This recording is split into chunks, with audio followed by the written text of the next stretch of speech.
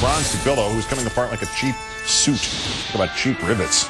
Trying to tie the parent company of MSNBC and NBC, GE, to, wait for it, dead Americans in Iraq.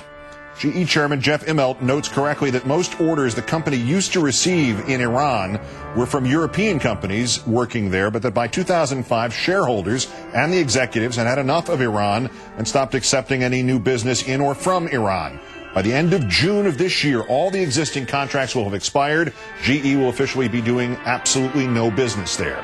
So the Frank Burns of news goes on and calls this explanation parsing and says, how many dead before Immelt gets out of there? If my child were killed in Iraq, I would blame the likes of Jeffrey Immelt.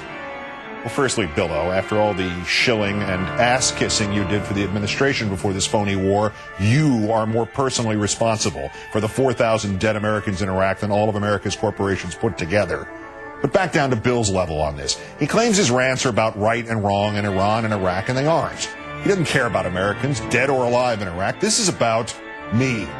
He really thinks people do not know that his bosses have promised my bosses that he will stop talking about Jeff Immelt or GE or NBC if I stop talking about him. And my bosses have said to me, full steam ahead, buddy. And they have said to Bill's bosses, we think your guy is a clown. Tell him to keep it up because he keeps providing Keith such great material. It's a good company here.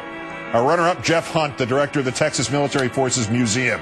We've mentioned him before. 200 students at Highland High School in Gilbert, Arizona, spent 3 years building an incredible replica of the final battle of the Civil War, which it sent to the Texas Museum. But Mr. Hunt, who considers himself an expert on that Battle of Palmetto Ranch, saw what he thought were historical inaccuracies in the 10-foot-long diorama.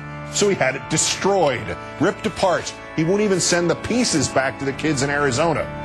Well, now Mr. Hunt, through a military press spokesman, has told an Arizona newspaper that he has been maligned by the media, specifically by me, and that his predecessor had been the one who saw the diorama as too big and too full of errors, and that the teacher in charge of the project refused to make any changes, leaving Hunt to hold the bag as the bad guy who had to destroy it.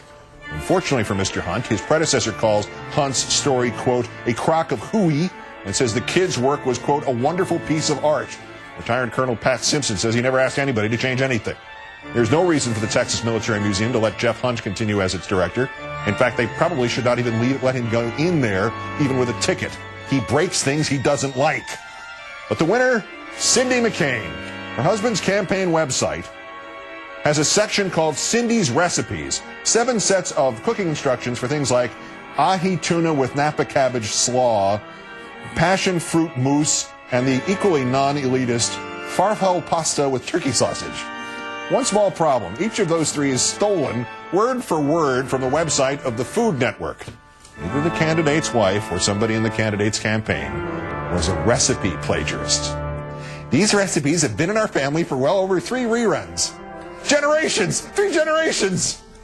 Cindy, I read Rachel Ray's recipes so you don't have to, McCain. Today's worst person in the world!